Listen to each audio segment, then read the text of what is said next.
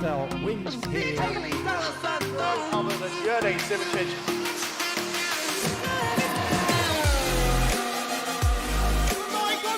Oh, he's done it! Look at these two go! He's going to do it! His first victory! The World Championship is done. What a race it's been!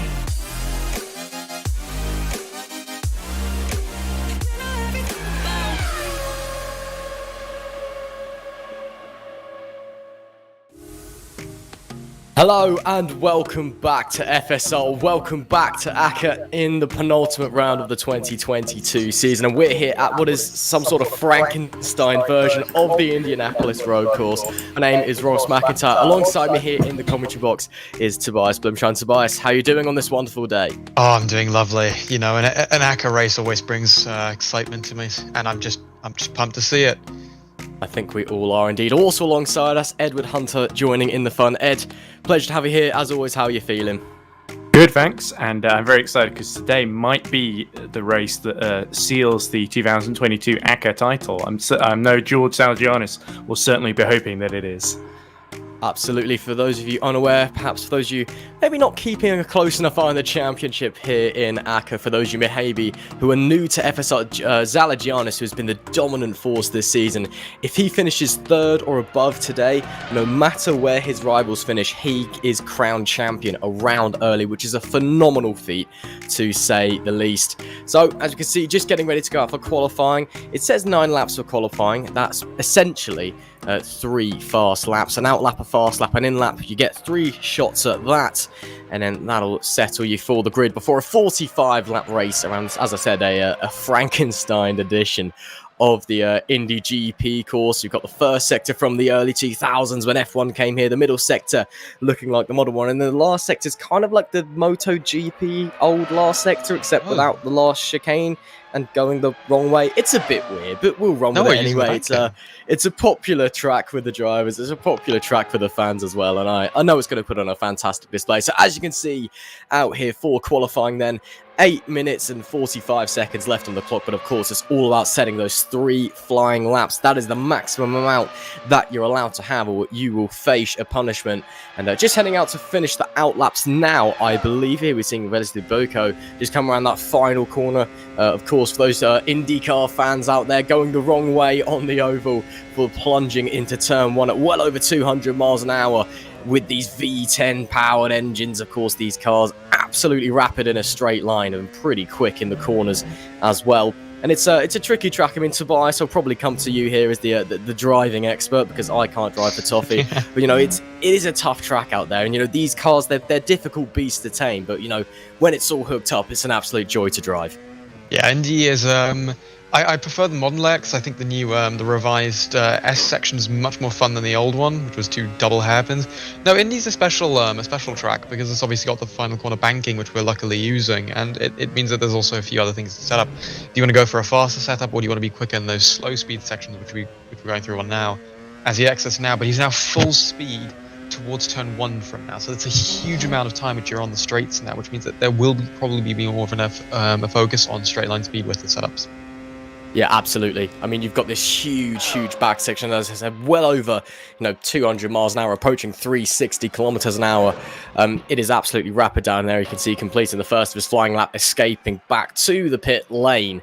It is, you can try and set the car up for this kind of middle section, the tight and twisty, but if you're losing that time on the straights, and it just becomes a drag race essentially. Yeah. And honestly, I feel we could very well be seeing in the race, it's going to stay tight, because this amount of speed you can gain from the slipstream is going to allow cars to stay close together, and it could be a drag race to the line. I mean, who knows? Of course, touch wood, hopefully, because that'd be very exciting. Currently, Peter Vagapov with the fastest time of 103.869 to put it into a perspective. Most lap times around the various versions of this circuit in real life usually around the 110 mark, so about 7 seconds faster than Formula 1 and IndyCar and whatever. So basically this is the fastest thing in the world. We're just absolutely amazing like that. But it is Peter Vagapov in that Valet car who's been doing a fantastic job so far this qualifying session. And well, Valet, they've been the team to beat in the last few rounds of the championship, taking a fair few victories, I think it's safe to say. I mean, Vagabov, the one on the pole position, he's taken 2 wins in a row now. That's the most of anybody this season. No one's actually done that until Vagabov, of course, at Monza and then at Azure last time out as well. So, we're going to have to wait and see what he can do. Can he make it a hat-trick of victories? It's all to play for currently.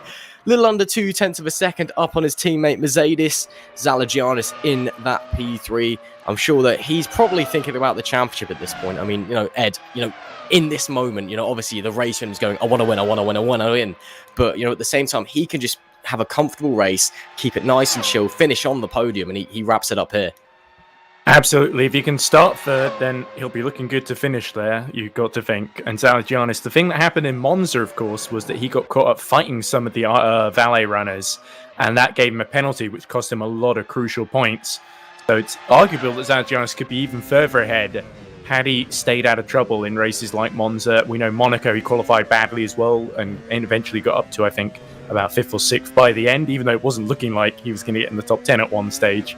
So Zalagianis has had a few lucky escapes here and there, but it looks like as long as he can keep Vagabov and Mercedes in sight, because he's, like you say, he'll still want to win this, and certainly want to get his form back, because the last 2 races have not gone to plan. But as we look at Morlato, just cutting to the inside there to make the run to the line as short as possible, that gets him 10th. But yeah, I think Zalagianis, like you said, will be pretty satisfied with 3rd, and he can certainly mount a challenge for the win if possible from there. Absolutely, of course. Oh, sorry. No. I'm just going to say because of where the sector 2 end mark is, sector 3 is only 1 braking zone, and then it's just a blast down to the final corner. Crazy to me. Yeah, it is interesting. I mean, it's a very weird track because obviously road courses are on ovals. I feel naturally just feel a bit weird anyway because you've got the banking and then you've got this middle section. It's just flat as a pancake. The nice thing about this track though is that it's I think it's one of the only ones which doesn't have a hairpin reconnecting it to the oval. That is true. Most of them do because it's just that much easier. I mean, if you think about it, Daytona does.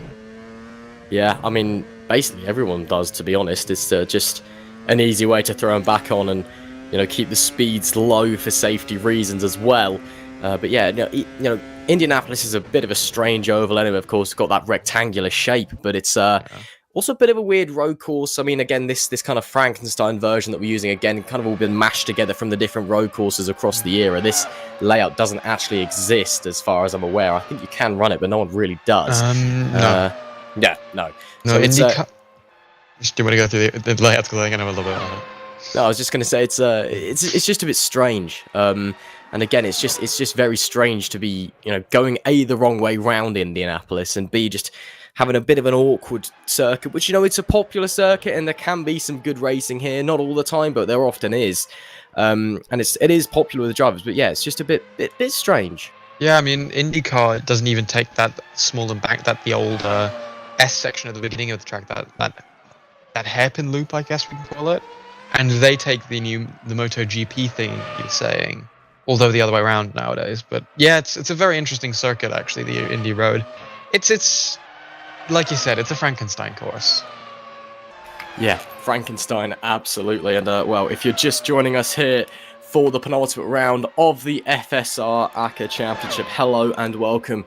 You join us here in the commentary box, and thank you very much for joining us, and thank you very much as well to our partners, Masita eSports, VCO, SimLab, and 3Drap. It's a pleasure to have them on board and to enable them, or enable us rather, to bring you this action. And of course, we couldn't have this action without you watching along already. So thank you very much. If you haven't already, make sure that you've liked, shared, subscribed the stream. It really does help everybody out here at FSR, and especially in this potentially championship deciding round. Your audience is greatly appreciated. We've got 2 minutes left on the clock here in qualifying. It's currently still Vagabov sitting on that pole position. Mercedes, I think, if my math serves me correctly, he's the only driver at the moment in the 103s. Everyone else lapping in the low 104s within that top 10. So a little bit of time to be gained here and there. I'm sure, of course, the track, I'm sure it has been, warming up and evolving over the session. And of course, don't forget these drivers as well in private qualifying. For those unaware with the concepts in rFactor 2, the simulator of choice here at FSR, as round for a spinner. goes Lestra and escapes back to the pits. So that's him done for. And as well, Pagadella goes back as well. So a few drivers clearly bailing on their final runs, trying to push a bit too hard. But as I was saying, yeah, it's just interesting, bit of a weird circuit. We'll just have to wait and see how it runs. But minute left. And yeah, private qualifying. The drivers essentially out on track on their own session. And although all the other cars are going around the track at the same time, and the track is evolving, you don't get the benefits of the slipstream. It's all about what you can do. So it's essentially the fairest form of qualifying that we have available. And it is really great to see. Oh, Mercedes. That's that lap gone as well. He was down in the first sector anyway, but just catching the grass on the entry to the right-hander. Vagapov now starts his final flyer. Oh, big wobble coming through that opening section. That's not going to be too kind on the timing screens. And yet down again in that opening sector. Zalagianis is up. That's a green. That's a personal best sector. Not a purple, so it's not fastest overall, but a tidy lap here could see him gain a place or potentially two. So we'll ride on board with the championship leader and potentially champion-elect if today goes his way. He's down in the middle sector though, but it was a good exit out onto the final straight. Well, straight in a curve anyway, but it's all flat out from here. Banging through the gears at the top of the road range, already over 200 miles an hour, approaching 330 on the dash. As you can see, comes to the line. Does he improve?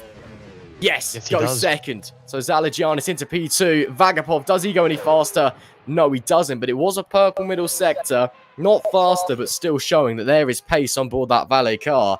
I think Zalagianis, if he wants the win, which I'm sure the racer inside him absolutely will, he's going to have a challenge today. Peter Vagapov, he seems determined to get that hat-trick.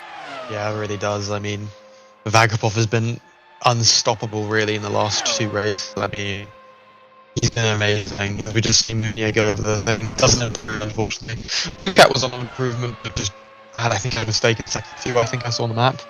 As we are currently on board with, looks like improvement in sector 1, not an improvement in sector 2. Sector 3, can he get it? We'll see across the line. No, yes he does. 1045. Doesn't improve though. Doesn't go any quicker or climb the leaderboards rather. Schmidt, does he jump up either? Let's have a look. Nope. Yeah, looks like he missed it by 1,000. Yeah, it looked like Nando Massa actually got disqualified from qualifying there, so not sure what happened there, but that's not good news for Grand Effect because they've only got 2 cars in the top 6 now. It's Advantage Valet.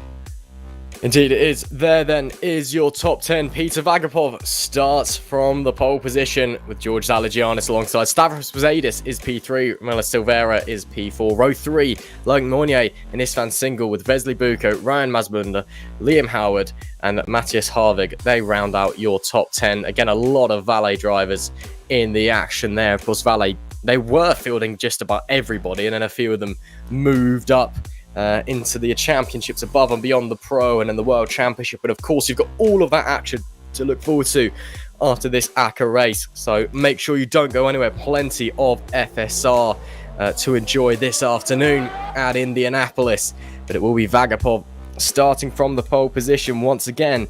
And well, of course, George Zalagianis, he only needs to finish in the top 3 to claim the championship. That's the story we're looking at today. But another story, of course, Vagapov, 2 race wins in a row. First person to do that this season. Can he make it the hat-trick? Can he make it 3?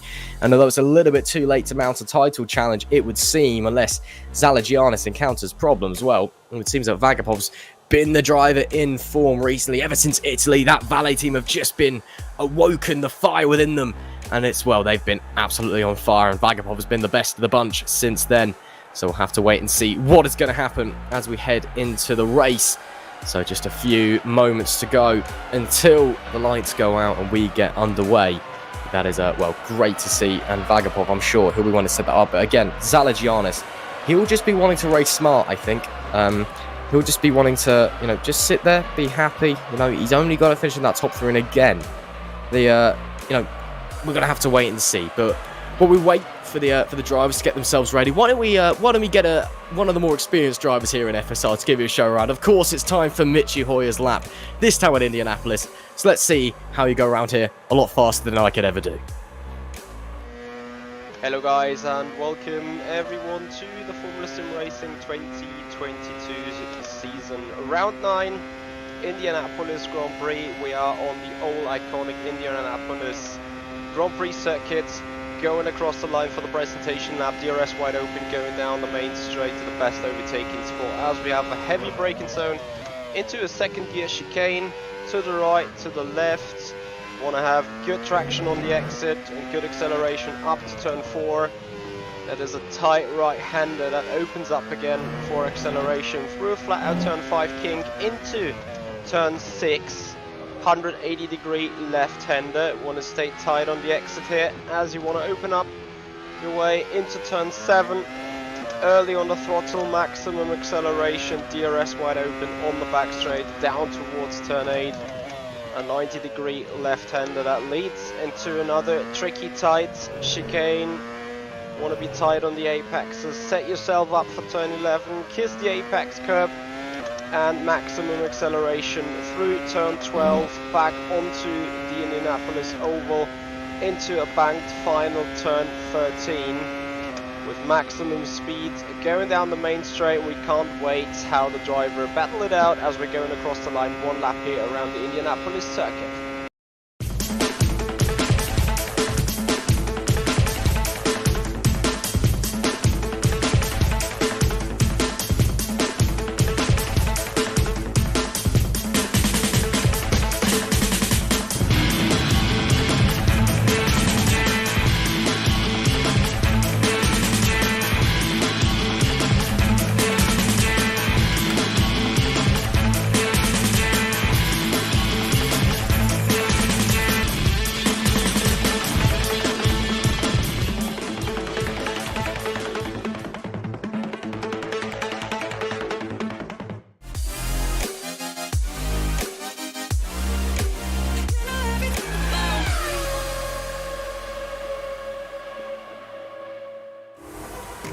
Well, thank you very much once again, Mitchy Hoyer, for providing us with the lap, as you always do.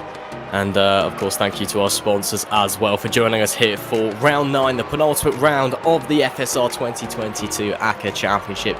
You join myself, Ross McIntyre, Edward Hunter, and Tobias Blumschein here to take you through this brilliant race with Peter Vagabov starting from the pole position. George Zalagianis goes alongside him with Stavros Mazadis in 3rd and Romola Silveira in P4. Further down the grid, Loic Mournier and Istvan Singal on row 3, followed by Vesely Buku in P7 and Ryan Mazumda, he's in P8 in the Valo eSports number 16 machine. Then we've got Liam Howard, the 44, he starts 9th. Matthias Harvig rounds out the top 10. And then Morlato, he's in 11th. And then Ove Brantom, he starts P12. Again, another valet driver with a strong performance there. Owen Kavil Halksig, he's P13 with Fabrice Mistral in 14th. Greg Luchak is 15th. And Gerard Batala, he's had a few strong races so far this season. He starts P16 alongside his teammate. Thomas Smith is in 17th. With Arian Pagadala in 18th. Then it's Milan Evers and Stan Vliestra in 19th and 20th. Stan, of course, bailing out of his final qualifying lap. Perseus Miram starts just outside the top 20, followed by Jean-Michel Garnier. Silver Joffa is 23rd with Alex Hallows in 24th. Yet another Valet driver. They just seem to be everywhere, don't they? Peter Schunemann is 25th. Milahayevo Vicentijevic, he starts P26th. Christopher Assing, he's 27th with Nandor Marsa in 28th in the number 91 ground effect car. I believe that will be it for your grid today. So we're just coming to the end of the formation lap there, so brilliant timing. Not long to go now to the red flag. Predictions, gents? Well, I think Vagabov and Zalagianis, if Le Mans was anything to go by, they're going to pit on the same lap and collide in the pit lane. So they'll be hoping that doesn't happen. But I think we're going to see fireworks. Zalagianis' second run was very, very quick. Just couldn't quite get the final sector together. Yeah, I'm going to go with Silveira, actually. I think there's a bit of an accident at turn 1. Well, we'll have to wait and see. Get your predictions in the live stream chat. We'd love to see your opinions, and we wait for those lights to come on and to get this penultimate round of the season underway. Can Vagapov take 3 race wins from 3? Can Zalagianis wrap up the title a round early? It's lights out. We are underway here at Indianapolis. Looks to be a good start in the background. Some's coming together. It's going to be Vagapov who leads down into turn 1. And who's that? That's Logan Moynier. He gets a rocket ship start down the outside and actually takes P2 from Zalagianis. So Loic Moynier gets in front of Zalagianis. He does have to finish in that top 3 to take the title, so he's still safe for the moment. But it's Peter Vagapov who gets a perfect start and leads them away through Sector 1. I think there's been an accident a little bit further back in the pack. Morlato, he's got a good start as well. A lot of moving down into that very tight turn 1. Quite a long run down there as well, so hard on the brakes, and it's a very wide track, especially on that oval section, so lots of opportunity for overtakes, and that is what we've just seen. Some battles between teammates further back in the pack as we head down into Sector 2 for the first of our 45 tours of this circuit. And yet, look at that, already too wide, super aggressive on the opening lap. Of course, they say that all the rules go out the window at the start of the race, and that's very much what we're seeing here. Drivers giving everyone absolutely no room, so to speak.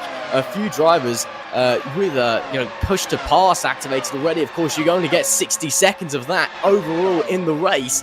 Using it very early on board with Single, having a look down to the inside, maybe 350 kilometers an hour on the dashboard, and in front is that Howard. Is that 3 wide into turn 1? Howard just about makes it through. Mazumda loses 2 places in 1 corner. What an opening lap that was, and Pepita Vagabond, that couldn't have gone much better.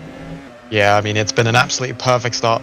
He's already broken the 7/10 gap that he needs, but, races ebb and flow, you never know. He might get caught again. Obviously, for him, he's hoping not to. Absolutely. Of course, for those of you, again, new here to FSR, or maybe those of you just need reminding, the DRS here, of course, activated after that second lap. But it's, unlike most series, you can't have your DRS activated within a second of the car in front. It's within 7/10 of the car in front. So you've got to be just that little bit closer, that magic 7/10 to get that DRS. And down that big front stretch, that DRS means so much, doesn't it? And Vagapov has already broken that 7/10 gap by some margin, but Loic Moynier, wow, what a start he had, taking P2 from Zalagianis around the outside into turn 1. That was brilliant. Moves being made here. Single on the outside of Liam Howard, trying to give it a go around the outside of the Netrex driver. Who's going to be later on the brakes? I think it's just... Oh, they come together. Round go, Single. Oh, Will banging. Oh, and that's Mazumda with a half spin as well. Oh, there's cars off everywhere. Absolute chaos at the start of lap 3. I think there was like 5 separate incidents there at turn 1 and 2. And 5 cars or so going off the road. Chaos. And, that's just what FSR breeds sometimes. That's what sim racing breeds. It just breeds chaos, and it is so exciting. It's brilliant racing, brilliant action. And then sometimes luck doesn't go your way and it all unravels. And for a fair few drivers, that's what's happened there. But it is still Vagabov who's now extending the gap out the front, and Single dropping down to P20. No front wing either. Disaster there, Ed. Exactly, I think Single may have got collected there, but it was Dan over Brandholm we saw spinning down the field there. On the first lap, by the way, full credit to you, Tobias. Silveira did get involved in an accident and he's out of the race. I think Bukout was involved in that as well because he dropped down to 26. Here we go, here's a replay then. And they just Single turned in on him, found himself facing the wrong way. There we go, collected by the valet. Almost collects Brandholm as well. That's why we saw Mazumda struggling to keep it facing the right way. So put full marks to Ryan for keeping it in the right direction there, because that looked very hairy at one point. Sorry, Tobias. No, it's been a bit of an interesting start. It's been a bit chaotic. For one point, I thought that there might be a bit of rain to turn 1, but no, I guess it was just a bit of a hectic time. So. And Musadis has got in front of Zalagianis for 3rd, so that's absolutely crucial in the title race, because that puts Zalagianis now only about 3 seconds and 1 position ahead of Liam Howard, his main title rival now. So if Zalagianis finishes here, then it mathematically has to keep going to... Oh no, because Liam Howard's not winning at the moment, is he? But yeah, Howard has to win, and Zalagianis has to finish outside the top 3 for it to go to the final round. So currently Zalagianis is still safe. I'm sure he'd like to finish on the podium though, just to, get a trophy for his efforts as well. I always think it's a bit anticlimactic when a driver wins the championship and doesn't finish on the podium. The celebrations always feel a bit muted because, you can't go out and celebrate in front of everyone. I mean, I guess in sim racing it's not as bad because obviously everyone's dotted around the world in their bedrooms. We don't really have podium celebrations, but it's I still feel it's a little bit anticlimactic. Yeah, Mazumda dropping to 11 after that opening, that chain reaction on lap 3. So shame to see that. He had a good qualifying, he's had a good few races as well, so hopefully he can move forward. Joffert's really come forward in that VMS car as well. Really, that's great stuff from him. He's shot forward all wide as well from Schunemann, who's also come forward on the opening laps. Joffert challenging to the outside through the right-hander. Can't quite make it stick. Oh, big wobble coming onto the straight as well. Desperate to get the power down. Got the DRS. Got the push to pass. Through he goes. That's a textbook overcake. That is as simple as you like. But nice opportunity taking there from the man now in P14. I mean, Tobias, you know, when opportunities like that present themselves, you know, you've just got to take them. Yeah, I mean, within reason, sometimes it just doesn't make sense. I think that's what Zalagianis is currently doing. I think he knows that he doesn't need to battle anyone. He knows he's good for the championship. I mean, yes, you're a racing driver, and you'll always want to get ahead. As we're getting on here with Yefert, going into turn 1, he's got the overspeed of it on Evers. Will he go for the dive bomb? No, he doesn't. He brakes much earlier than Evers. Will Evers go wide, though? Little bit. He's got the better exit going into turn 2. He messes it up a little bit, though, on exit with a bit of a squirm. Oh! Losing the rear. Good save from him, though. Going into the the old infield, really. Still a bit behind. Evers going really wide there. It's exactly what Schumann did as well. I mean, they're the same team. They might be using the same lines. As we get here now, though, Evers does not have DRS. Yefat doesn't. He's using a bit of push to pass. Just not long enough. Ooh, really close there. Going in through the quick S's. Still behind. I mean, this is brilliant. Now, going on the long straight. Takes a bit of a wider line. Doesn't seem to help him exit. He does scrum a little bit. That's what I've been seeing a lot from Yefat recently. Well, from Yefat right now. He's scrumming a lot. With the slipstream, though, he's getting much closer. Will he now have the chance to go into turn 1? Evers not closing the inside. Oof, it's going to be close. He has to brake later, though, this time. Going into turn 1, side by side. Evers really squeezing him there. Going back to the outside. Yefat, has he got him? No, they touch, and he's run him wide. He's run him off the track there. Yefat should have left room there. Evans on the track, really dangerously, and both Defina Von got off. No, that was not the safest rejoin, was it? And Schumann, there we go, coming off by far the worst of the two of them. No, Evans, I think, is out. Yeah, exactly. Mistral actually did very well to complete that move on Schumann just behind and just about avoid the carnage there. So lucky escape for Fabrice Mistral. Well, I think for no one's real fault of their own, the cardinal sin of motorsports being committed there, wiping out your teammate. Yeah, I wouldn't want to be in their driver's debrief. Oh yeah, just nowhere for Schumann to go. Is there? No. That's not on him. I think if I had the choice, I'd like to see the initial incident again, because I'm really not sure if that was a racing incident or there was someone turning in or not quite making the corner or what. But just Peter Schumann, nowhere for him to go. Just an innocent passenger in that one, unfortunately. And it just so happens to be that the car that speared across his front end happened to be his teammate, which is a real shame. But that's motorsport. That's sim racing for you. It's she's a cruel mistress, and sometimes Lady Luck doesn't quite go your way. And Yefat spins. Who's just gone round in front. Oh, there is absolute chaos wherever you look here in Indianapolis. Drivers spinning everywhere. I don't think it's raining. It seems like it is. It's almost like someone's dumped oil down at turn 1 or something. I mean, you can't have that in rFactor 2, as far as I'm aware. I think that what it is, I think, is that they're dropping the car on acceleration a little bit much. They might be overheating the rears, and that's just spinning them around. It's not a particularly grippy track surface either. It's actually quite a slippy track, the infield. So that may be coming into effect as well. And it's not the nicest of conditions. I don't think we've got any rain scheduled, but very cloudy, not the warmest. So it's not the best out there for racing. And with that sleepy conditions, you're in the heat of the battle. It's pretty warm right now for a lot of the drivers who are based in Europe as well. Big heat wave going on. So it's I think a few drivers just struggling in their cockpits at home. So I think just a combination of factors. Everyone's just having a bit of a tough time out there. Yeah, Liam Howard actually has dropped a couple of places. He was leading that medium tyre train, and now Kilhausvik and Smith have somehow got by him. So I think Liam Howard has maybe come a cropper somewhere and had to collect himself up, or he's just been slipstreamed down the straight while we were watching those replays further back down the field.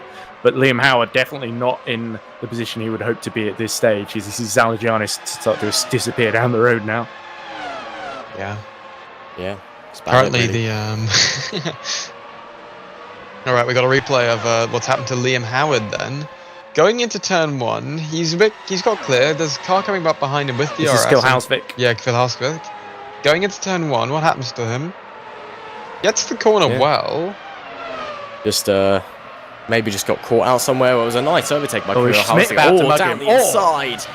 Oh, that's a dive. Oh yeah, he's just got onto the dirty stuff and run wide there. So Nice move by Vilhaugsvig, and then a mistake from Howard running wide onto the dirty side of the track, off the racing line and on the marbles, losing another place there. Although he seems to have got back through it. Oh no, Smith and Vilhaugsvig, apologies. They're now swapping positions up ahead, so they're now battling, and now Howard having to do a bit of a job to keep Morlato behind, who seems to be turning up the wick just a little bit now. Those medium tyres potentially starting to come into their own for everybody else, it would seem. Of course, the front four soft shed runners, rather, there was someone deciding to teleport into the nether zone there. Bit of a dodgy internet connection for Smith.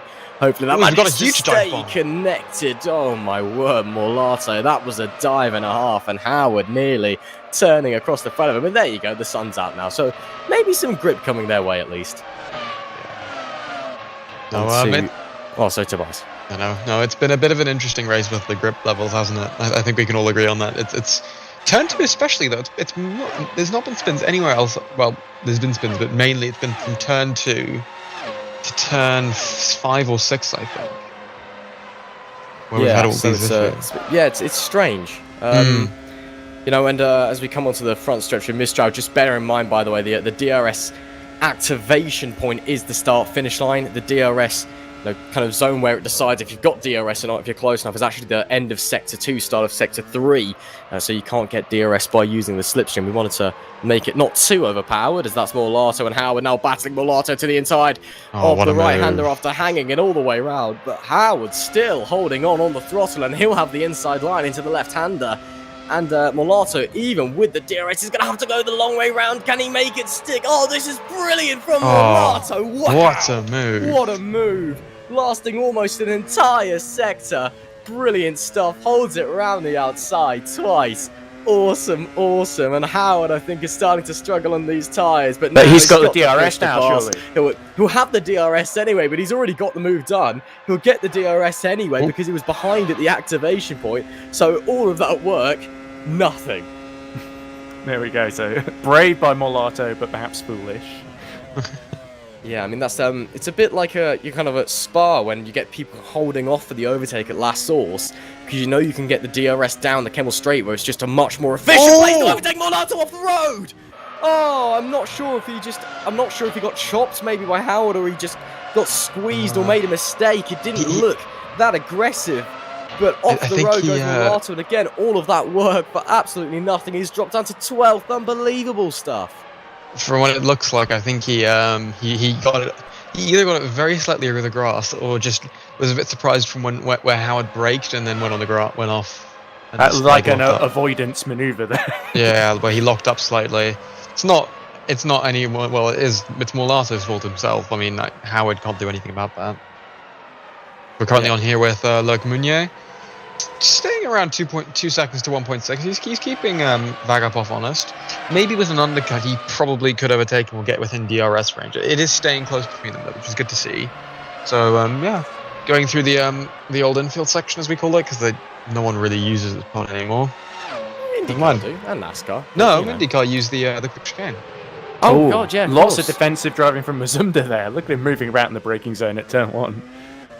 He's a bit of a firecracker, I think it's safe to say. He's very, very aggressive on occasions, but it's great fun to watch him out there, and he's quick as well. So it's kind of a double whammy. Currently running P9 again. He's had a good few run of races. I think he's had a season. I think he could say he's been happy with. I mean, of course, he's perhaps not doing the best in championship terms, but I know he's missed a few races.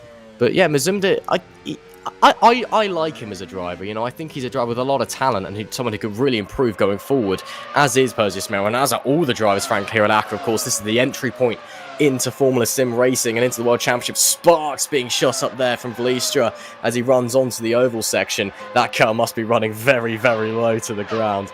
And of course, these drivers, they'll be looking to move up into the Pro Series and into the World Championship in the future. But yeah, I do like Mazumda. I think he's an interesting figure. I'd say that much, and he's great fun to watch out on the racetrack. Of course, he's been here and there, had a couple of rounds, had a few good results here in the ACA series. Another driver with a few good results here in their Hallows as well. He's trying to challenge Batala, who's again another driver with a few good results here and there. And well, this is again textbook DRS overtake that you're about to see with the slipstream. He'll surely use push to pass on some old soft tyres. Nope, doesn't even need to. DRS wide open down the inside. Easy as you like. Textbook stuff there from Hallows to take. Oh, cutting back across into the braking zone. That's a statement of intent, isn't it? Runs a little bit wide into turn 1. And that actually allows Batala to give it a go around the outside of turn 3. But unfortunately, the move is done and dusted. Great stuff there from Hallows. I'd just like to add quickly that we've lost Zingle too. He's crashed. Oh, really? Yeah, he crashed into turn 1, I think. As we see, like, Meunier pitting really early up from the undercut. Will Vagapov respond, though? That's the thing. What do you think, Ed? He might have to. The gap was pretty stable. 2 seconds. I'm sorry if you can hear the ice cream van in the background, but that's going away now. But there we go. Meunier rejoins just in front of Howard, crucially, so he's not going to get held up too badly. It's only Smith and Kill Hausvik ahead of him on the old mediums. So this could work out really well. The crucial point is Meunier needs to punch in the laps now while Vagapov is vulnerable, because Mercedes can't really help him out here. He's a bit too far behind. I think we can also confirm that he is going to be on a 2-stop now because he's doing a soft. But no, Vagapov. Yeah, Vagapov coming up to the pit line. Does he dive in? We'll see on the thing. No, he doesn't. Meunier past Smith. Someone else was really wide off the road. I think it's one of the competition drivers that's gone off. Yeah. Yeah, looks like maybe a problem. They're getting well out of the way, aren't they? That's not lap traffic. Yeah, we got an accident. There's a valet in the wall there, I think. Oh, there might have been an incident then further back in the pack. Yeah, Pagadella is out of the race. Yeah, bit of a DNF'd. Yeah, not the best of races. Pagadella has it. But anyway, Meunier, really big oversteer, going into turn 1, going to the outside, guessing for a better turn 1. Does he get it before the corner? Yes, he does. Huge lead going into turn 1. Gets it done. Very well done from him. I mean, that's smart from Kirill Hausvik there. Knows that's not his race. Meunier, of course, part of that top 4 battle. He's already had a stop, and Kirill Hausvik yet to come in on the mediums. He knows it's not his race. There's no point fighting him and losing time. Just let him through and carry on running your own race. That's what smart drivers do. Vagapov losing the rear a little bit through the left-hander, but nothing to worry about. Yeah, interesting that Meunier's decided to go onto that 2-stopper, because the soft shed runners seem to be quite happy up the front. And, you know, approaching kind of lap 20 of 45, you can easily do a 1-stopper on that. As we see here, the incident potentially with Pagadella coming through the final section. No, maybe this is an overtake. Let's go. But, that's unfortunate for Pagadella. That's what's knocked him out of the race. Lost the rear. Good bit of car control, and unfortunately the front end just bit on him. And once it's done that, you are a passenger. And someone spun into turn 1 there. Oh! It's the BMS car. Is that Vlistra? Yeah, I believe it was. Oh no, it was his teammate. It was Joffert. Yeah. And the hard tyres as well. Joffert had a great start, but it's really fallen apart ever since that, hasn't it? Yeah, big shame for him, but great to see his teammate still doing well. They didn't qualify that well, but VMS genuinely have some strong pace in the race. And here we go. Is this him behind one of the valet cars, having to go into turn 1? When does he dive out? Here we go. No. He hits him before he dives out, so that was how that happened. Yeah, completely his fault there. I think he just mistimed braking. It's happened to me before. Not very fun mistake to do, definitely, because then you look like a bit of a mug. So yeah, not fun. I mean, it's more of a bronze maneuver than a silver one for Silver Joffert. Yeah. Oh, there we go. We're whipping out the puns already. Only took us 18 laps. But I think, I don't like to, pick and blame drivers there. But it's, yeah, unfortunately, that is his fault. And, that's part of the reason why we have an Academy Championship, the ACA Series. It's for these drivers to learn their trade and you kind of, earn their right to move up on and through FSR. These cars are tricky as Morlato dives into the pits there. These cars are tricky to drive, lots of power from that V10 engine, lots of downforce. Oh, Morlato locking up and actually touching the wall. That shouldn't be any damage. I think that was quite a slow speed incident, so it should be okay, and the car looks fine. But that's not really what you want to be doing coming into the pits. Yeah. It's not an easy pit entry, to be fair, though. I think that's a lot of people can make the mistake, actually. It's a very interesting pit entry. Obviously, very quick pit stop. Goes onto the soft tyres. Now accelerating. It's a very long pit exit. Very tight, though. Very, very tight. Yeah. Going into turn 1, just going behind Wesley Bucat. He had a terrible start, didn't he, Wesley Bucat? Yeah, but he's recovered pretty well. As for that matter, has Nandor Marsa, who, because of this pit stop for Morlato, Marsa's come up to 12th now, after having started 28th and last on the grid. So a pretty good effort by the ground effect driver. Also got the on board was moving forward. Lagunius ripped about 4 seconds into Vagapov's lead, so he could make the two-stop work. You know, that could be the right way to go if he's catching this much into someone's lead. Yeah, it feels like it's too late for Vagapov to really respond and match what Moinier's strategy now is. They're committing to the one stop, it looks like. I think it'll be interesting to see what the next stint is for Vagapov. I mean, I assume it'll be on the medium rubber. You know, we're approaching 20 laps on the soft tyres for those front three. As though we see Moinier trying to get through some lap traffic, doing so very nicely there. Took the opportunity. Yeah, he's flying at the moment, isn't he? Obviously, he can push those tyres a little bit harder now that he's on that two-stopper. So he can, you know, really push and chop into the lap time. But it's just, you know, it is a long pit lane. It's a weird pit lane as well. As you said, Tobias, you know, very fast entry, very awkward exit. But it's a long pit lane as well. So you do lose quite a lot of time. So we'll have to wait and see what Moinier can do. He's going to have to absolutely fly through these next two stints. And I mean, he's flying at the moment, without a shadow of a doubt, the fastest driver on the track. He's getting about a second, I think, on Vagapov a lap, if not more. Yeah, I'll try and confirm for you who's got the fastest lap in a moment. But I can assure it's probably this man, like Moinier, as he dives through some more traffic there, who very politely gets out the way. That was nice and easy. Yeah, that's the things. You get some drivers at the back of the field who are really, really nice when it comes to letting the leaders through. Just dive out the way, no problem. You know, it's your corner, your race. And then some of them who cost you a lot of time, and those are the back markers that can really change races. As Masters just pit for his final pit stop, that's going to the end. Yeah, he's been doing well from the back. I think he'll be happy with any result he gets, which is above... Well, he'll try to get the points for the team, but if he gets some performances above top 20, I think he'll be happy with that. And I've just checked, by the way, Ross, you're absolutely correct. Moinier, fastest lap, his best lap, 104.9. His previous lap, 106.0, which was about exactly a second faster than Vagapov. Yeah, 104. That's almost that's actually exactly a second off of the fastest, the pole time from Vagapov, who's now in the pits, leader in the pit lane. So here we go. Ooh, we've got another accident. I think a valet car's gone off definitely in the exit of turn 4. Yeah, that's interesting. Well, Vagapov's onto the mediums, so yep, confirms the two-stop strategy. He'll be or one-stopper rather. He's on those tyres to the end now. Moinier has got through on Vagapov, but he needs to stop again. So Moinier, this entire race basically swings on how good those mediums for Vagapov. Now the sun's out, the track's starting to rubber in, a little bit less slippy out there. You know, how good can he run these tyres? How long can he run these tyres? They'll safely make the end of the race, you know, if he drives them fine. If he starts pushing them hard, he could be in a little trouble come the end. Moinier, of course, he's got another stop.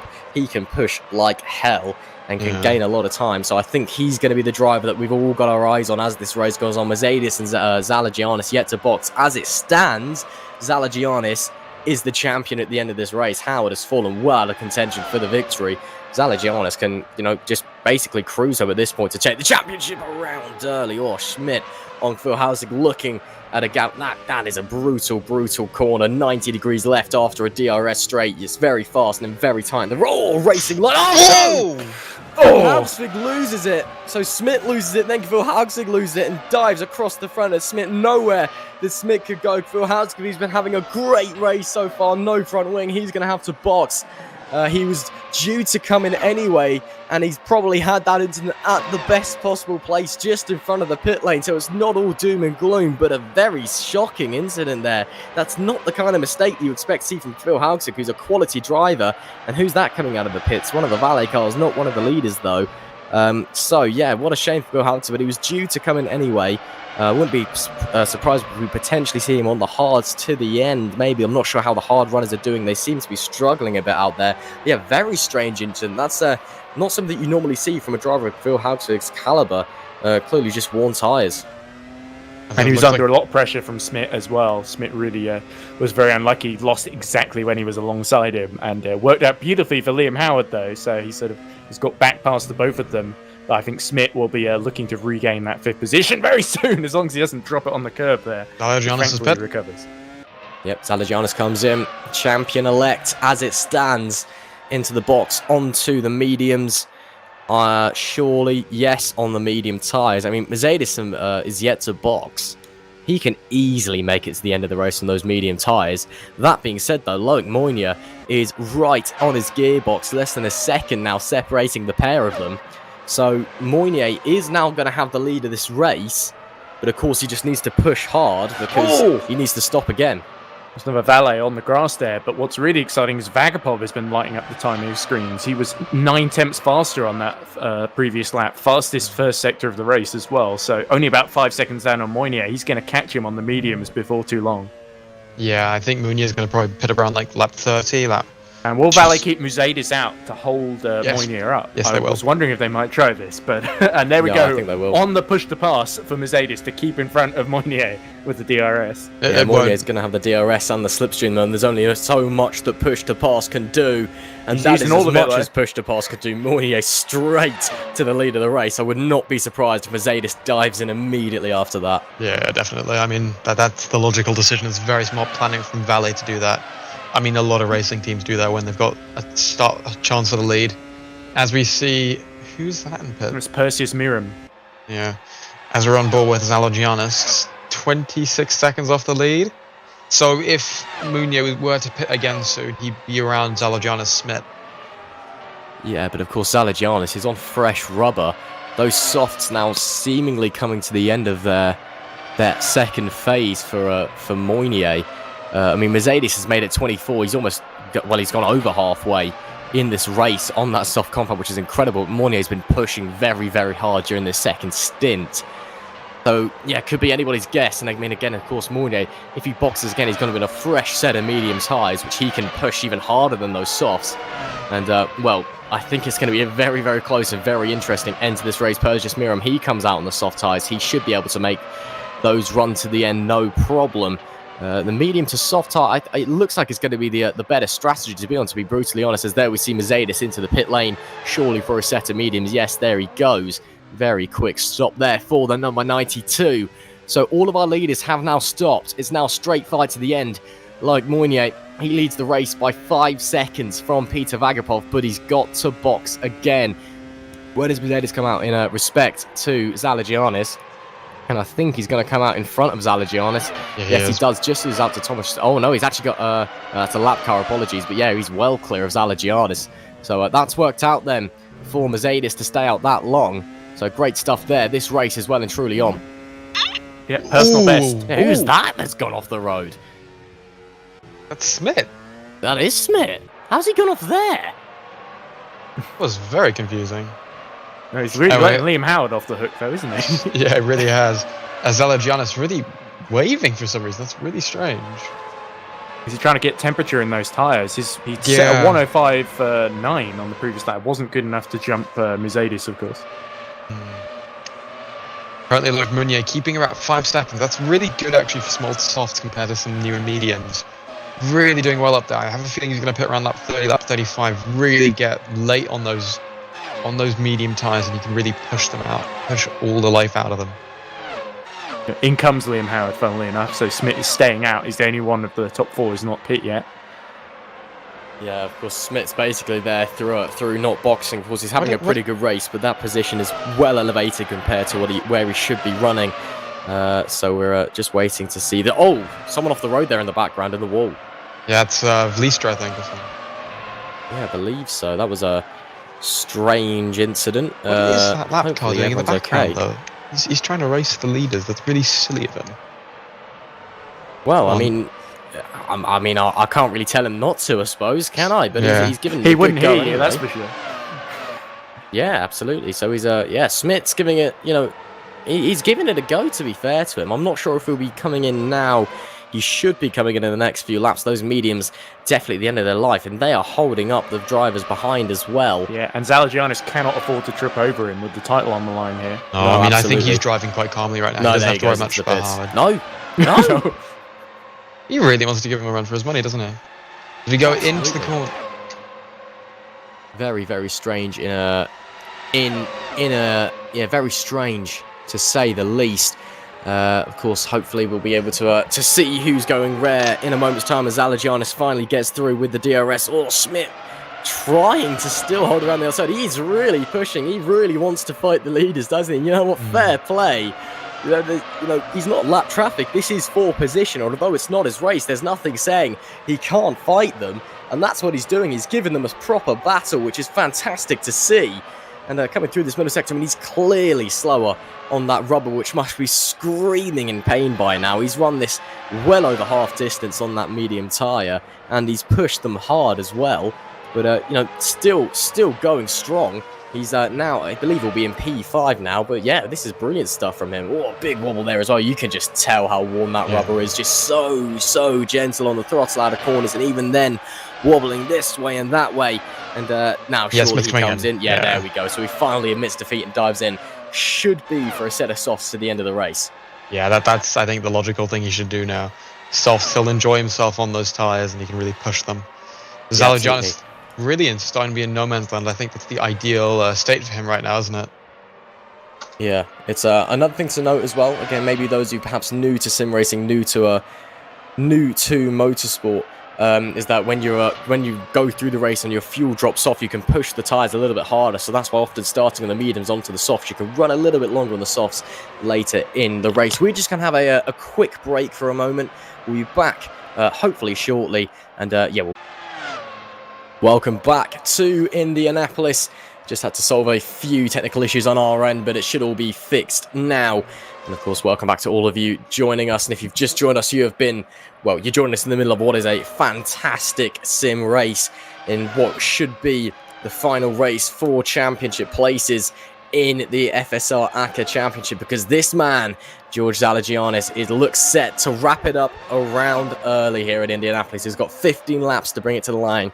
And, well, Howard in P6, he needed to win with Zalagianis finishing outside of the podium places for it to go to the final round. And, well, as you can clearly see, Howard is not winning the race. So Zalagianis, as they finish, as they stand, he will be your 2022 ACA champion and joining some big names who've gone on to achieve great things in Formula Sim racing. And of course, hello and welcome. Thank you for joining us. Thank you to all of our sponsors as well. And if you haven't already, make sure that you like, share, subscribe on the stream and keep commenting away. You know, you may have some inside info that we don't know about, so we always keep an eye on the live stream chat.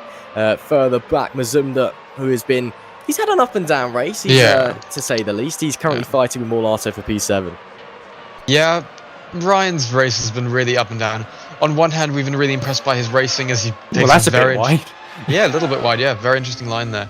Ryan's race, I mean, he's been aggressive. He's been enjoyable to watch. But on the other hand, he's made way too many mistakes for his own good. It's been pretty poor from him in that sense. But no, it's been a Mazumda race, then I think. Moinier's passed Mercedes for second, so he's now free to chase Vagapov. Yeah, and he's out of. It's 16 seconds and 15 laps. It's a gargantuan task. I think we can all say that. He's on that fresh mediums though, and we know he's got a lot of pace. Yeah. So I mean, you may believe otherwise, pressure. But I think we could have a battle for the lead on our hands come lap 45. I'm not saying it's out of reach. I'm just saying it's a big target. It's not easy. Especially catching about 9/10 of a lap, 9/10 of a second a lap. So that's probably not going to be enough unless he gets it over a second. He's been battling for those laps. So yeah, 15 seconds. He's down to 14 in this lap. Now he's using his push to pass, really trying to get there, isn't he? I mean, even if he doesn't, end up challenging Vagapov for the race win, doesn't quite get close enough come lap 45 in the checkered flag. I mean, Mounier, you've got to hand it to him. He's had a brilliant race, of course, jumping up to that second from the get-go when the lights went out. And this two-stop, it has worked for him because he's now pretty comfortably in P2. Mercedes is a few seconds behind, but again, Moinier's on fresh rubber. I don't think Mercedes is going to be challenging him, really. For the opening phase of this stint. So, got to hand it to Moinier. He's made that two-stopper work. Yeah, no, Loic's had a good race. I mean, it's a bit better for him because he had a few uneventful races recently. So, no, it's good for him to get a bit of stability. Now he really has to try and... He's probably going to... Obviously, as a racing driver, he's going to try and get after Peter Vagapov. That's the clear goal now, but I'm not sure he can do it. It's just too big. Obviously, you never know, though. Peter might make a mistake, but I don't think he will. We'll have to wait and see him. And of course, like Mounier hasn't taken a race win yet. He's had 1 second and a few thirds as Schmidt to the inside of Morlato and through the left hand. Oh, a bit of wheel banging between the pair. And he's getting held up by the lap traffic, but he's still going to try and battle to the inside. That was cheeky from Schmidt. He saw the lap traffic and just forced Morlato out wide. That is very, very smart racing. Yeah. I'm sure that I'm sure that his opponent probably not the happiest about that one, but that is perfectly legal, and that was a great move. Yeah, and the thing is that was his teammate, which makes it a bit It was funny. Garnier, yeah, JM Garnier. There you go. Oh, I've been enjoying watching Smith this race. He's, again, another driver who's had a few ups and a few downs in the 33 tours of Indianapolis that we've had so far, but he's been entertaining to watch the whole way round. And now, actually, he's closing on Mazumda. And, well, there's no way he's going to... Oh, what a brilliance move. from Smith. That is a superb move. Super laying on the brakes from out of nowhere. Is this thing with Mazumda's again, car? He's been brilliant this race. Mazumda was sort of napping there. He was Yeah, caught no, out he- big time by the Severin Arrows driver. Yeah, as Wesley Bookout, Mistral and Massa all pit. So there could be some interesting things on pit exit there. I think Massa's got it. It's very close between those two, so we can have a good battle there. Do you see a few more cars exiting pit lane?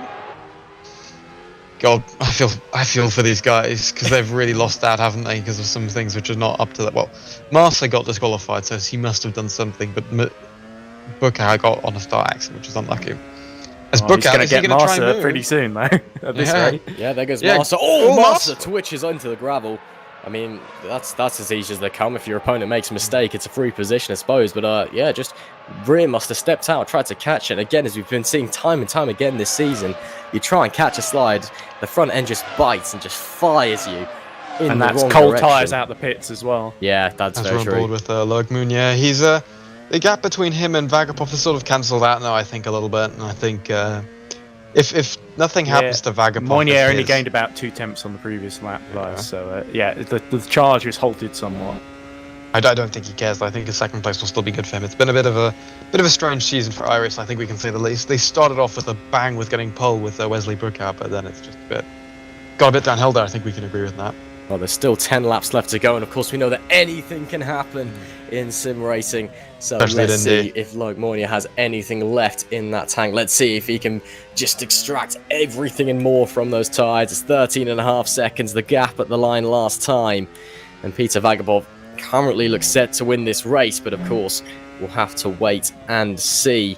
Another thing to note as well, just going back to that incident from earlier on with the driver jigging out into the gravel. It's these cars now getting pretty light, fuel loads getting low. Of course, no refueling allowed here in Formula Sim races. You have to start your race on full race fuel, and as the cars get lighter, they just become a little bit more aggressive. A lot of drivers don't. A lot of people even just don't think that they're easier to drive when they're lighter. They think that when the cars are heavy, they're just big and they're sluggish. But actually, it makes them more docile. It just makes them a little bit easier to run. And when they're light, suddenly they're just very aggressive, very agile, very snappy. They become very twitchy then too. So it's Yeah. very, as you said, they're snappier. So especially if you're going into a hard braking zone, you'll lose the rear a little bit easier, and it's a bit more pungent on acceleration. It's a bit more fun, obviously, and you will go quicker. That is not a doubt, but it is a bit more twitchy. I also think we're using a different turn one. It's a bit more rounded than what they use in the modern, like in real life, where they use a very much tighter one. I prefer this actually. Yeah, I think to be fair, this version of Indianapolis is a few years older than the one that we now have currently. It's- of course. It's definitely post 2007. Yeah, I mean this circuit, it's the front sector is what they used to use when Formula One came to Indianapolis way back when. Way back, I think until like 2007. They Yeah, went to 2007 Indy. was the last time they came. Yeah. Escapes And me this- who won that race, but No, Lewis Hamilton? no, I think it was Kimi Räikkönen actually. But And- I remember Lewis and Fernando having a big fight in the McLaren. And Lewis won. And yeah, no. oh, okay. So you have the because it's the post 2007 upgrade because you've got also the MotoGP circuit, which is Yeah. there. But they're using the old banking, but you can use that in the modern time. I think they're using it's the modern circuit with a few adjustments. It almost looks like kind of 2013 era. I mean, tell you what, we'll Yeah. go to our viewers at home, shall we? Someone do some Googling for us and tell us what year this version of Indianapolis for rFactor 2 is released. It'd be a great help for us in the commentary booth, and we'd really appreciate your input, as we really appreciate your viewing as well. Thank you for joining for what has been an absolute corker of a race here at Indianapolis. And, well, still a few laps left to go. Let's see what else it can bring him. Mazumda, he's, well, he got caught napping by Smith earlier. Just didn't expect a dive bomb to come from that far back. And now just can't gain on the driver in front as it stands a few seconds back. Another thing to note as well, that we've got lap cars up to P13, so it's only Morlato and above who haven't been lapped yet. That really shows the pace of the front runners. On the subject of the pace of the front runners, the gap between Moynier and Vagapov, it's down to 12 seconds now, but it's still not dropping enough at the moment. To answer your question on what year it is, the 2008 to 2013 road course. Oh, there you go. Thank you very much. There you go. You're bang on that, Russ. What can I say? I'm just a legend like that, aren't I? Yeah, and then the interesting thing is actually with the MotoGP course, they built that horseshoe for it, but it actually went the other way around to what we're using. We're going currently, actually. Yeah, the MotoGP when those boys came here, they went the other way around. So their turn 1 was the banking the right way around the oval course. As we see moves being made further back in the pack as well, close action. No matter where you see, there may not be a lot of grip out there on display. As Phil Haugzig does a perfect demonstration, and he's currently the leading runner on the hard tyres. It's important to know, which they haven't really been working that well this race. All of those who've been on them have been struggling. Of course, Phil Haugzig got forced onto those hards after an accident earlier on, but he's doing a good job out there, to be fair. I know that he knows he's probably got a better pace than P15, but for what's happened at the incident and the hard tyres that he's been forced to go onto, he's doing a pretty good job right now. But Marsa in the slipstream, he'll have the DRS when they cross the start finish. Already having a look to the inside. There goes the warp drive. Phil Haugzig has it as well, but he doesn't have a double slipstream. Surely up the inside. Yes, up the inside. Or maybe not, no, because Phil Haugzig with a brilliant defense holds on to it. And again, and out wide, Master gets forced. And he loses. That's Moynier lapping them, I think. No, it is Moynier lapping them, you're right. So actually, it may have been Master diving out the way, you know? I actually have an answer towards what track we're using. We've just been told by the race director that it's a custom-made track. It's a custom version made by Cameron. So yeah, thanks Cameron. It's a great layout you've made. I love it. Yeah, thank you, Cameron. That's yeah, I really like this. There we go. It's 2013 era, but it's not even an official circuit. It's actually the modern circuit because I looked at the corner. This section is a bit tighter. They use a right-hander here. Well, there you are. It's custom made for FSR. Brilliant stuff. So it's turns out we're all wrong. And of course, we've got 2 more races to look forward to as well on this custom circuit made by Cameron. You've got the Pro Series and the World Championship to look forward to later on, where the money really starts to be made. That's Master again. Inside of Phil Haugzig. Oh, that's late on the brakes. That's locking the inside front, and that is dedicated up the inside. Great move into P15. Yeah. About the layout, big up Cameron. So yeah, thanks.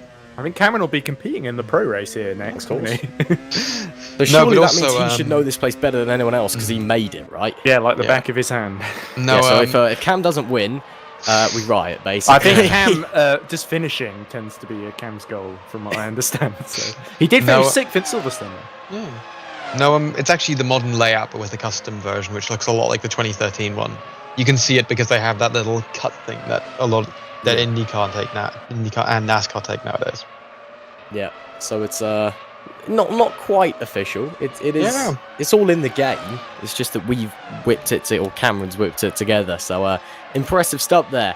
We've got 4 laps left to go here at Indianapolis. Vagapov now set to win the race, barring a mistake or some sort of disaster, because Moynier, the gap's only 10.5 seconds, and I don't think he's going to be making over 2 seconds a lap out of nowhere, to be brutally honest. But Moynier, again, he's put in a brilliant performance, that great start to get him to P2, making that 2-stopper work as well. That is brilliant.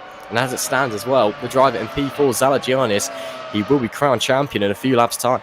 Yeah, I mean, his campaign this season has been admirable. I mean, he's been on it from round 1 ever since he won Imola, and then was incredibly quick and backed up his teammate Lianos for that 1-2 I think they got there. No, Malaysia. Yeah, absolutely. No, it's been very good from ground effect. They've absolutely delivered this season. Hopefully, we'll see Zalagianis in the pro next season. Of course. I mean, of course. The ACA winners, it looks good on your racing CV, doesn't it? It's often a surefire way to get yourself a seat above and beyond here in FSR. And there is the man who, within a few laps, should surely be crowned the 2022 ACA champion. And as we've been saying, a brilliant season for this man. And well, yeah, you know, he joins some great names in having that title to his name. And again, it's a surefire way of getting a team. I mean, I'm sure that all the pro teams, maybe even some world championship teams, already having a look at this man. I'm sure there's been some hush-hush conversations over Discord about, maybe you should come drive for us next season. We'd love to have you. Yeah, we'll have to wait and see. That's a great point, Ross, because actually the last season champion was Skovron, also a Ground Effect driver as well, I believe, who's gone on to compete for Burst now, hasn't he, in the World Championship? He even finished done well there. On the podium as well in a couple of races. Nearly won at Monza if it wasn't for the, unfortunately, speeding in the pit lane. So definitely there's more to come from Damien Skovron, but certainly more to come from George Salagianis as well. It's very much impressed me in the races I've got to commentate on this season. Yeah, I think he's definitely been special this season. It's been really good to see. As we're currently on board with Luxak, just defending from Brandholm, as we see a car off there. Yeah, who's that's gone off? That's Harveg. Just had a bit of a terrible race. Yeah, he's not been having a good time out there, has he? He's normally a driver that's well within the top 10 and fighting for some strong places, and it's just not been his day today, unfortunately. But you get good days and you get bad days in racing. That is how it runs. And, well, for these boys in Royal Blue, I think it's been a good day indeed. Currently running P8 and P9, keeping Brandholm behind as well. So they're well within the top 10, looking to finish pretty comfortably. I think they can say they've had a good run today. Yeah, I think I'd agree with that. I think Luxak would probably hope to be a little bit further, at least ahead of his teammate, and he may yet catch him. Unless, of course, Brandholm gets him first, which he looks like he will. Gonna get boxed in here, Show. Yeah. Gets past the first car. Can he get past the second car? Really aggressive here by Dan over Brandholm. Gets down the inside. Bob's your uncle. Has he done it? Wow. Round the outside. Places. Yeah, brilliantly done there. And can Luxak get past Miram? No, he can't. Well, we'll have to wait and see. He's still a few, 2 laps to go now, rather. There goes Luxak. I think Miram being kind there.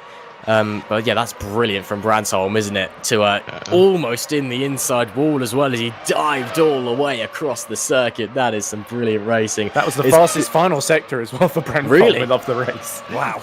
There you go then. The double slipstream, the aggressive lines, just goes to show that even on worn tyres late into the race, anything can happen here in FSR. And it's been an absolutely phenomenal race. We've had chaos, we've had some brilliant overtakes and defending action. And this man has been on top of it all and looks set to be the first man this season to take a hat-trick of wins, 3 in a row.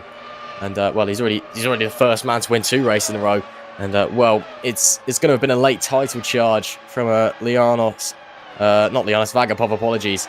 But, obviously, too little, too late, it would seem, as he begins the final lap of this race. But, you know, I think the last few rounds, he has definitely been to driver to beat. And again, another driver that the guys in the Pro Series and the World Championship, they'll be looking at him for next season and thinking, how can we slot him into our driver lineup? He's been brilliant. Yeah, he's definitely going up to Pro. I don't think he's too quick for the Academy Series. We've got a car off there. That's one of the Finavons. Yeah. Is that Schoenemann, I think? Has it been their first race in the series? I don't think I believe it is. Tobias, yeah. We've seen them, a lot of them in ERC, but not regulars in FSR so far. But they've had a tough entry into the series, I think. As we're watching here, Peter Vagabov, sorry to cut you off, by the way, Ross, finishing off his race here. Final braking zone for him coming up soon. I mean, he's just been brilliant, hasn't he? Yeah, perfect race from nothing else. I mean, yeah, perfection is how you can describe the last few races for this man. It's gonna be 3 from 3. It's a valet hat-trick for Peter Vagabov. He rounds the final corner. He will win here at Indianapolis with a dominant performance. Loic Moynier gave it a good go, but he will finish in second. But Peter Vagabov, wow, what a victory. He's taken Loic Moynier as well with that 2-stopper. But it's this man we're watching, yeah. But 3 from 3. It's not the most impressive thing that we're going to see today, because this man, with a round to go, is going to wrap up the 2022 FSR ACA Championship. Zalagianis is your champion, and it's been a brilliant season, and that is so well deserved for George Zalagianis. He is the champion. He's been absolutely amazing all season long. absolutely deserved it. I mean, it's just amazing what he's done. And he's finished off the race before.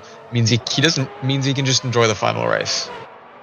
Oh, absolutely. And, As we see Peter Vagabond attempting to do donuts, maybe try and find somewhere, maybe try and do it on the back straight. It's probably the best place. He nearly did it into the wall there, which is not the ideal place to do donuts because you don't give yourself a lot of real estate to spin around in. But yeah, Zalagianis, what a assured performance. Incredibly consistent this season. Never finished lower than 9th. And had like 5 podiums, 3 of which were victories, of course. Is the most recent one coming back in Spa. As he's getting ready to do donuts. There we go. And those are he's got a nice big wide bit of tarmac to do him in. So that's world champion thinking, or academy champion thinking, I should say. Let's not get ahead of ourselves. maybe. There's maybe the one future day is bright for this man. And well, make that your screensaver, Mr. Zalagianis. You are the champion of the 2022 ACA series here at Formula Sim Racing. And as you guys have been saying, he's been superb all year long. And again, doesn't quite finish on the podium, unfortunately, to end it, end his championship on a high note. He's still got 1 race to go out and have fun, of course. Round 10, the finale of the 2022 season. But Zalagianis goes in front, gives the virtual crowd some tyre smoke. Oh, and gives the crowd at home some tyre smoke. Absolutely. Just sit back and take it in. You are witnessing the start of a very, very promising FSR career for this man. The number 33 is number 1 in 2022. No, he's been absolutely dominant this season. I think there's no other word to compare him there. I mean, yes, he hasn't won it, but he's just been consistent, a bit like Oscar Piastri has been, hasn't he? Well, let's not get started on Oscar Piastri. Oh, good lord! Let's not go he's there blown up the on engine. Stream. Oh my goodness me! But Zalagianis, who's hopefully going to be a man who doesn't have contract shenanigans moving into 2023. I'm sure. Driving style-wise, though. I mean, very consistent. Driving style-wise, I'll give him that. But yeah, I'm sure that he'll be walking into a seat for next season in the other series we run here. It is Peter Vagabond who takes a hat-trick of victories for Valley Esports. Loic Mounier made that 2-stopper work. He slides into P2 with Stavros Mercedes, rounds off a podium. Another strong performance from him. George Zalagianis, your champion in P4, with Liam Howard couldn't take it to the final round in P5. Thomas Smith, a great result for him. He was brilliant to watch in P6. Brantel manages to get P7 after that brilliant double overtake on Luchak and Miram.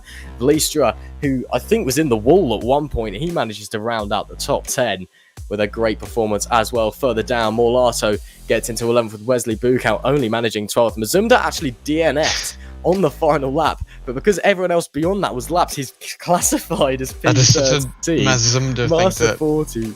Completely Mazumda thing to happen. That is a completely Mazumda thing to happen, isn't it? Masters 14, Phil Housing 15th.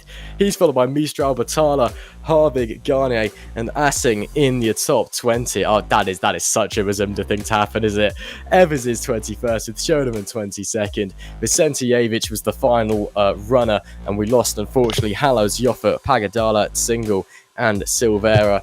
That then is it from us here. There you can see But we've also got something special. Sorry to cut in. We've got George Zalagianis, the FSR ACA World Champion here. George, firstly, how does it feel to have won it now? Hi guys, I feel amazing. It was very tough all the season. Okay, my team is fantastic. All the guys working very well. The feelings is wonderful because all these races we did a great job. Today it was very difficult because I had a contact in K1, in turn 1, sorry, and the car, it was very unstable rear. But okay, I managed the rear and go for the title. Yeah, no. You had a brilliant drive, and any plans for next year then? Continue. Well, we certainly hope that you do, George. You won 3 races this season. Which was your favourite win? I think my favorite win is Imola. Right at the start. Yeah, because I have some minor problems in my wheel, and I didn't know Callas told me, and Kostas Vamvukas. After that, the car was great, but it was very strange the start of the season because I didn't expect these results. And race by race, I was a contender. Yeah, right. Exactly. So, George, only one thing remains now. You sealed the driver's title, but there's still that team's title up for grabs with Valet snapping at Grand Effect's heels. Are you going to try and win it for Grand Effect in the final round? As a team, we will go for win the championship in Construction Championship. All the team will force for this. Hey, Ross, do you have any questions? Because me and Tobias have been holding. Yeah. No, please, you guys go ahead. Just wanted to say, George, fantastic job. Absolutely, congratulations. You've been absolutely stellar all season long, and you are such a deserved champion, and I cannot wait to see what you're up to next year and beyond. So thank you for some brilliant action, and congratulations. Thank you all.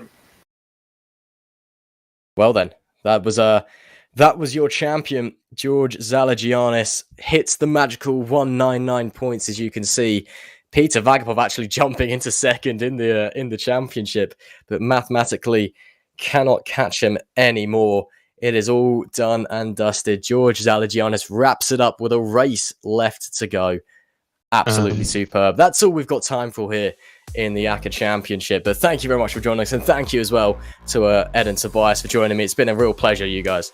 Yeah, no, it's been a pleasure commentating. It's been a pleasure seeing George win the championship here, and it's been a pleasure watching Peter actually just demolish the whole the grid. So yeah, no, thank you for having me. Yeah, and I echo exactly what you said, Tobias. Great to see a champion crown, but we've still got 2 more races coming up, so I'm really excited to give those a watch as well. And of course, big World Championship, only a couple of points in it, so and Pro is very close as well. Yep, absolutely. Don't go anywhere. The ACA may be done here at Indianapolis, but of course, we've got the Pro Series, we've got the World Championship to look forward to, and they're coming up in a few moments' time. So make sure you stay tuned for that. But till then, well, it's bye from us.